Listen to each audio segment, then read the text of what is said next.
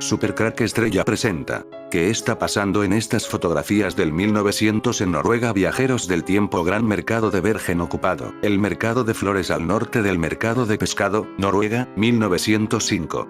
Que sostienen en las manos son teléfonos móviles en el año 1900. En otra fotografía podemos ver una esfera en el cielo durante un incendio en Noruega. El incendio de 1917 destruyó lo más destacado del muelle, su espectacular pabellón multiusos, que era la principal atracción tras su apertura en 1872. El muelle incomparable tenía 275 metros de largo, y los últimos 90 metros albergaban el pabellón, con embarcaderos en el extremo más alejado. El nuevo muelle pronto atraía a cientos de miles de visitantes al año. En la década de 1880, los embarcaderos se ampliaron para dar cabida a los numerosos barcos de recreo que lo utilizaban regularmente. En 1894, se construyó una cafetería diseñada especialmente para mujeres en el extremo del muelle que daba al mar. 2 años más tarde, el muelle ofreció proyecciones de películas animadas, lo que lo convirtió en uno de los 2 primeros cines de Hastings. En 1910, se realizaron una serie de mejoras en el muelle de Hastings para contrarrestar la competencia con el muelle de St. Leonards, inaugurado en 1891. La bolera americana se construyó a 1/3 del muelle, con una galería de tiro contigua. Se construyó una gran rotonda con noria junto al paseo marítimo, aunque fue demolida en 1912. Posteriormente, en 1914, el muelle se amplió ensanchando los 67 metros que lo separaban del paseo, y en esta amplia zona se construyeron un kiosco de música y otros edificios nuevos en 1916. Pero el 15 de julio de 1917, el desastre sobrevino cuando el tan elogiado pabellón del muelle fue destruido en un enorme incendio. The Observer calificó la tragedia como un maravilloso espectáculo de domingo por la tarde que ardió con una magnitud casi indescriptible. El pabellón se derrumbó y no quedó nada más que una masa de hierro retorcido, donde 2 horas antes se alzaba una de las glorias de la ciudad.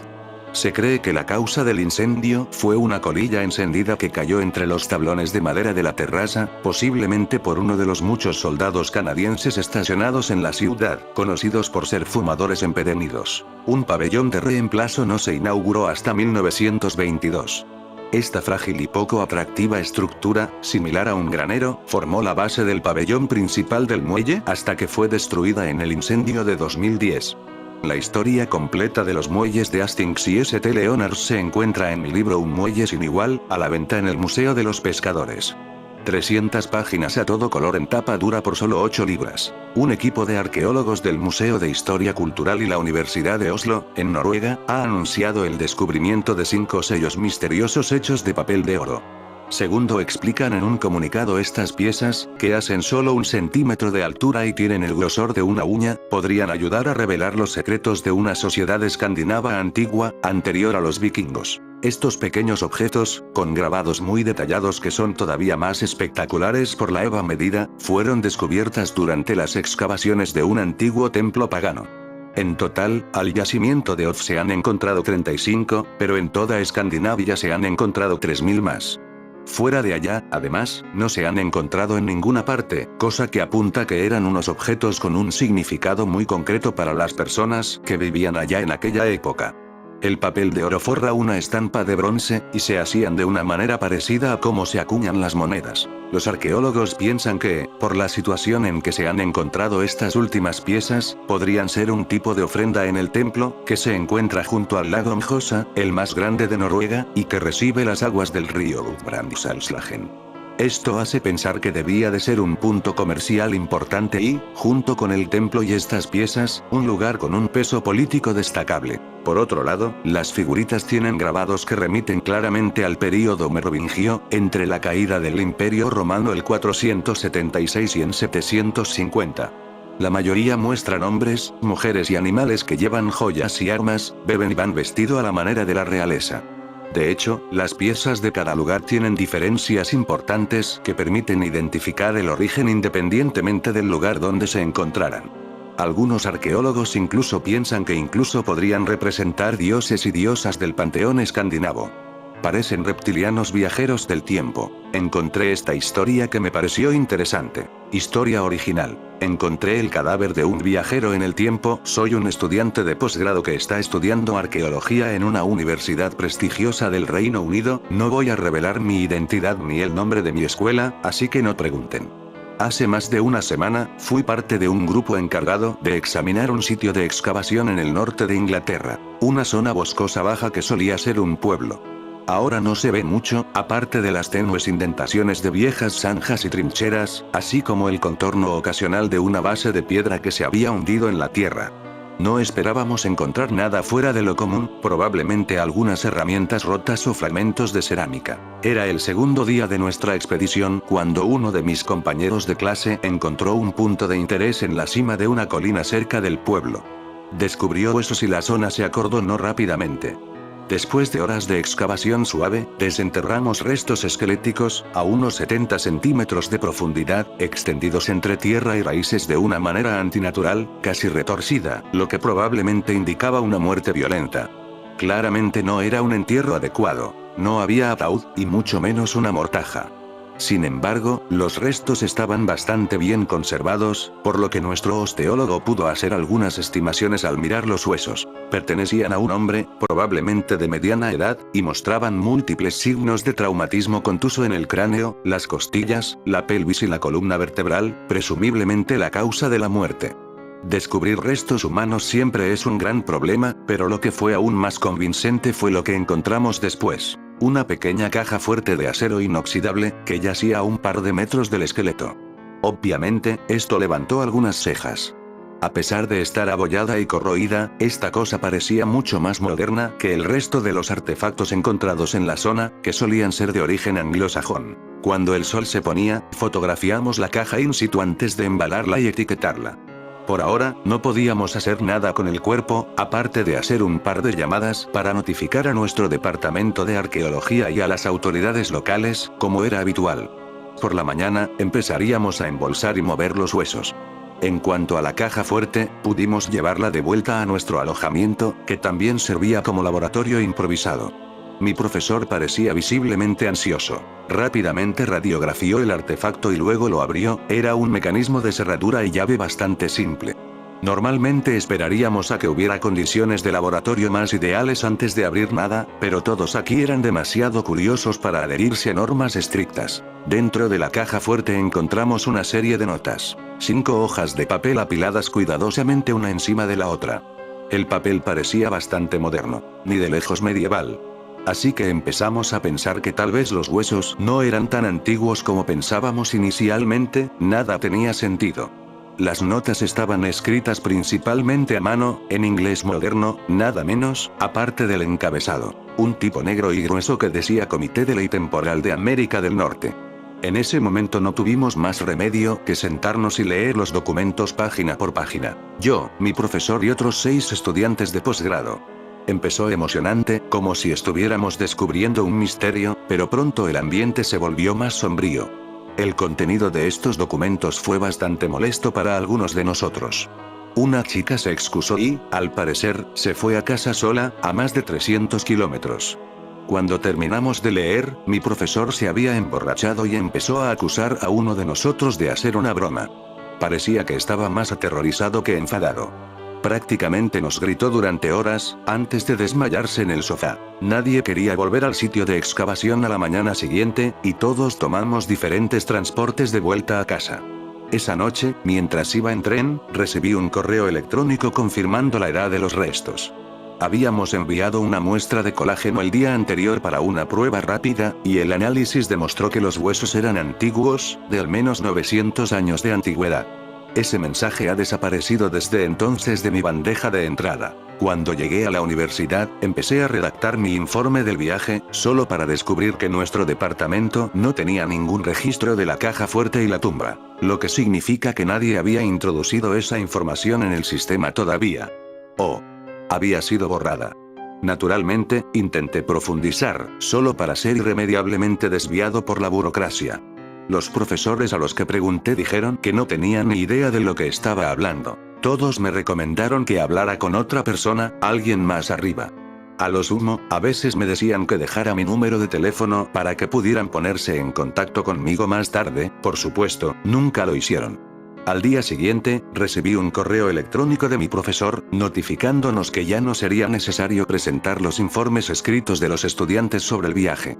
Ese viaje se suponía que era nuestra evaluación final del año, y así, fue completamente abandonado. Quería hablar con los otros estudiantes de posgrado de ese viaje, pero solo pude ponerme en contacto con uno de ellos. Nos reunimos brevemente en un patio entre clases. Me dijo que todo había demostrado ser un engaño, y que por eso el artefacto y los huesos habían sido confiscados. Era difícil tomar sus palabras al pie de la letra. Apenas parecía que él mismo se lo creyera. Intenté preguntar a mi profesor sobre todo esto, pero no ha estado en su oficina en días, ni responde a ninguna de mis llamadas o correos electrónicos. No me sentía cómodo en mi habitación de la universidad. Podía oír cada paso en el pasillo. Saltaba cada vez que veía a alguien caminando por la acera fuera de la ventana. Solo me quedé allí un par de horas antes de abandonar los dormitorios por completo. Cogí mi portátil y una bolsa de viaje, me subí a un tren y monté hasta medianoche. Espero estar paranoico, pero he tenido esta sensación inquietante los últimos días, como si me estuvieran observando o siguiendo. Me empiezan a sudar las manos cada vez que un desconocido camina detrás de mí durante más de una manzana. He estado solo las últimas 3 noches. Por el momento, estoy en un hotel barato con mi portátil y algo de comida de la tienda de la esquina. Mientras escribo, sigo mirando por la ventana, una y otra vez. Una gran camioneta blanca se ha estacionado allí abajo durante horas. Juro que la he visto antes, probablemente en el campus. Tal vez esté loco. En el sitio de excavación, pude hacer una copia de los documentos mientras mi profesor estaba desmayado en el sofá. Voy a transcribir la escritura e insertarla a continuación. Quiero que otras personas vean lo que yo he visto, y publicarlo en línea es la forma más rápida y anónima que se me ocurre para hacerlo. Tal vez alguien más pueda darle sentido. 17 de octubre. El operador Tremel, SMDTV 083, fue desplegado al día más temprano en el que se había observado la anomalía. Se descubrió que la anomalía era el desplazamiento temporal no autorizado de una pequeña fuente de isótopos radiactivos aparentemente dañada, probablemente utilizada con fines médicos o industriales antes de ser apropiada. Se sospecha que los delincuentes están afiliados a terroristas. Mientras estaban en el proceso de crear un dispositivo de dispersión radiológica, una fuga probablemente les obligó a deshacerse de la evidencia. En este momento, la fuente no puede ser observada a corta distancia. Fue depositada en el borde de un pequeño pueblo agrícola aislado en Inglaterra, aproximadamente a 50 kilómetros al norte de York. Se estima que la población de los habitantes de la zona es de entre 60 y 70 personas. Como se esperaba con el uso de la máquina XLB, la tecnología digital no llegó a materializarse durante el transporte. El manifiesto del operador incluye tecnología analógica / mecánica, todo contabilizado, incluyendo bolígrafo y papel, brújula magnética, visor de campo montado, herramientas de ingeniería y médicas, raciones estables, buenas para 30 días, linterna, con 3 litros de aceite, traje de materiales peligrosos y tienda de campaña para una sola persona. A su llegada, se estableció un puesto de observación seguro en una ladera cubierta de hierba, a 100 metros a favor del viento del asentamiento.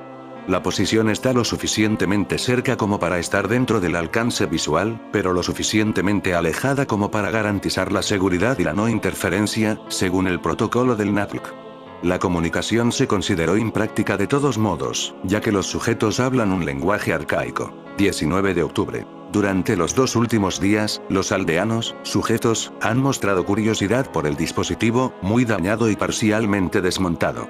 Como era de esperar, carecen de comprensión de su naturaleza peligrosa. Lo pinchan continuamente y realizan lo que parecen ser experimentos rudimentarios. Se han utilizado herramientas, como hoces y cuchillos, para desmantelar aún más el dispositivo. 20 de octubre. Muchos sujetos han empezado a recuperar restos de la carcasa del dispositivo e incluso a cosechar polvo radiactivo directamente del núcleo, llegando incluso a aplicárselo al cuerpo, quemarlo y consumirlo. Los sujetos parecen fascinados por la fotoluminiscencia del polvo y lo exhiben abiertamente. La mayoría de los habitantes del pueblo han entrado en contacto cercano, probablemente creyendo que la fuente de radioisótopos es sobrenatural o valiosa. Algunos hogares han empezado a mezclar pequeñas cantidades de polvo en su vino o estofado, posiblemente como un ingrediente especial o un suplemento para la salud. Se observaron casos aislados de náuseas y vómitos severos con el visor de campo, se han distribuido remedios herbales en reacción. También se observaron casos de movimiento muscular descoordinado. 22 de octubre. El comportamiento de los sujetos ha cambiado drásticamente. Algunos han empezado a mostrar fervor religioso en forma de procesiones y rituales comunitarios, que a menudo involucran el dispositivo nuclear o materiales radiactivos. Los síntomas físicos del síndrome de radiación aguda, ARS, se han vuelto más comunes, incluyendo hinchazón enrojecimiento de la piel, ampollas, úlceras, etc. El número de muertos es de 3, 2 hombres, 1 mujer. Los 3 cuerpos fueron transportados en carros y enterrados en tumbas separadas en el perímetro del asentamiento. 23 de octubre. Se observó una pérdida masiva de cabello entre los sujetos. Mechones enredados yacen en la tierra y soplan con el viento. Las uñas de muchos sujetos se han vuelto negras o se han caído por completo. Algunos han intentado abandonar el pueblo, pero se lo impidieron las figuras de autoridad, líderes religiosos, ancianos posiblemente. A pesar de los efectos adversos, la reverencia por la fuente de radioisótopos continúa en gran medida, en algunos aspectos se asemeja a un comportamiento de culto. Se han montado santuarios improvisados utilizando restos y piezas del dispositivo nuclear. Por la noche, el suave resplandor de los materiales radiactivos es débilmente visible desde el puesto de avanzada. 24 de octubre. El número de muertos ha aumentado rápidamente. Se han empezado a utilizar fosas comunes para los entierros. Los sujetos parecen confundidos por los acontecimientos, algunos empiezan a entrar en pánico. Los cuerpos se debilitan. Pérdida de peso, malformación, hematomas. Se observan marcas de quemaduras por radiación e hinchazón en las manos. El barbero del pueblo ha realizado procedimientos de amputación rudimentarios en los dedos y las extremidades de varios sujetos. Olores fétidos transportados por el viento, descomposición, residuos humanos. 25 de octubre. La expiración de los sujetos ha continuado a un ritmo rápido. El deterioro psicológico y físico es claramente evidente. El deterioro cognitivo se ha observado en forma de confusión y delirio. Los sujetos luchan por recordar rutinas familiares, como la agricultura, las tareas domésticas, la preparación de alimentos, y exhiben una desorientación severa. Muchos caminan en círculos o se quedan de pie sin rumbo, murmurando. Las convulsiones son comunes. Se supone que los sujetos están experimentando hemorragias internas, sangre expulsada de las encías, la nariz y, en raras ocasiones, los oídos. Los sujetos se han estado rascando compulsivamente las quemaduras por radiación, lo que ha provocado más lesiones. Aparentemente, un intento de limpiarse de la contaminación invisible. Sonidos observados. Cantos, oraciones, llantos, tos, gemidos y gritos intermitentes. 26 de octubre. Se observó una confusión y un desorden severos. Este comportamiento es colectivamente sugestivo de radiopsicosis, es decir, una enfermedad somatopsíquica causada por el ARS. Los sujetos están experimentando lo que parecen ser alucinaciones o delirios, probablemente causados por encefalopatía radiotóxica. Reaccionan a estímulos inexistentes y se comportan de forma paranoica. Casos de agresión. Los sujetos se provocan fácilmente y son rápidos a la violencia. No se han enterrado cadáveres desde el 25 de octubre. 8 cuerpos, muertos o posiblemente en coma, bordean los caminos del pueblo, caídos en el barro y desatendidos. Lobos y zorros han empezado a aparecer en el perímetro del pueblo, buscando alimento. Los sujetos los han ahuyentado con antorchas. Estimación del número de muertos. 18, 24. El barbero del pueblo ha empezado a diseccionar los cuerpos expirados para observar su estado interno. Se han realizado cirugías rudimentarias en sujetos vivos, sangrías, trepanaciones, que han provocado infecciones y la muerte. 27 de octubre. Algunos sujetos muestran signos de gran pasión religiosa y posible chivo expiatorio, lo que resulta en exhibiciones públicas de linchamiento, quema en la hoguera. Los sujetos son paranoicos. Probablemente creen que les han caído maldiciones o la retribución divina. Algunos se dedican a la oración ferviente o a la veneración de reliquias. Se observó autoflagelación. Documentado. Un sujeto masculino golpeando repetidamente su cabeza contra un árbol. Estado físico de los sujetos. pérdida de dientes, vómitos con sangre, quemaduras graves por radiación, necrosis localizada. Grandes secciones de la piel están rojas, con ampollas y se desprenden, revelando el tejido subyacente. Muchos sujetos están demasiado débiles para moverse o incluso para estar de pie. Otros muestran una intensa inquietud y agitación. Los que aún están en movimiento se han vuelto audaces, deambulando fuera del pueblo. En 2 ocasiones se han acercado alarmantemente al puesto de observación. Es posible que hayan notado una presencia extranjera, aunque es poco probable. 28 de octubre. Con el uso de un traje de materiales peligrosos, el operador se aventuró al pueblo por la noche e interceptó encubiertamente 2 cadáveres que habían caído cerca del bosque. Se realizaron autopsias en una tienda improvisada, a 50 metros al norte del puesto de observación. Cadáver 1. Hombre, aproximadamente 35 años. Le faltan 3 dedos. Hinchazón en la parte superior del cuerpo. Pérdida de cabello. Pérdida de piel. Daño sustancial en los riñones y los pulmones. Hemorragia interna. Se determinó que la causa de la muerte fueron complicaciones respiratorias. Cadáver 2. Mujer, aproximadamente 60 años. Pérdida de cabello. Piel manchada y con ampollas. Hemorragia interna, ojos, extremidades, tracto digestivo. Se determinó que la causa de la muerte fue septicemia. La mayoría de los sujetos en el pueblo probablemente han estado expuestos a 5-10 sieverts de radiación ionizante, variando por persona. 29 de octubre. Aunque el examen directo del artefacto nuclear no fue factible, los escombros fueron identificados como tecnología de mediados del siglo XXIII, alineándose con la línea de tiempo de origen sospechada. Las marcas de quemaduras en los escombros indican que el desplazamiento temporal fue facilitado por una máquina TRS-05, producida y obtenida ilegalmente. Documentado. Un sujeto masculino se involucra en actos de canibalismo cuando cree que nadie lo está mirando. Número de muertos. 35-40. Los lobos, los zorros y los cuervos han podido entrar en el pueblo con más frecuencia, alimentándose de cadáveres y personas incapacitadas cuando es posible. 30 de octubre. Día 14. El estudio de la perturbación está cerca de su conclusión. La recomendación final es que el pueblo sea esterilizado. En otras palabras, para asegurar la estabilidad de la línea de tiempo, contener la exposición a la radiación y luego limpiar la zona después. Los cálculos estiman que el pueblo experimentará una expiración demográfica completa en 7-10 días, 21-24 días después de la exposición inicial. El regreso a la fecha de origen está programado para que ocurra en un plazo de 5-6 días. La máquina XLB se está preparando actualmente para la salida. 31 de octubre. Los sujetos mentalmente perturbados localizaron el puesto de operaciones a las 0300 horas, procedieron a prender fuego y a destrozar el equipo con hachas y otras herramientas. La máquina XLB sufrió daños parciales. El operador logró huir de la situación y permanecer sin ser detectado. La máquina XLB requiere mantenimiento para funcionar correctamente. El examen inicial indica que esto es potencialmente factible, pero muy difícil debido a la falta de fuentes de energía y herramientas avanzadas, así como a la presencia de sujetos cada vez más peligrosos e inestables. Es posible que el regreso a la fecha de origen deba retrasarse. El puesto de operaciones de campo se reubicará más lejos, pero aún así mantendrá las imágenes del pueblo. En este momento, la fuente de isótopos radiactivos ha sido completamente desmantelada con piezas distribuidas por toda la zona del pueblo. Múltiples estructuras han sido quemadas, parcial o completamente. Algunos incendios parecen accidentales, pero muchos sujetos muestran signos de piromanía ceremonial, motivaciones desconocidas. Los sujetos débiles han sido llevados al edificio de la iglesia, superpoblado, sucio.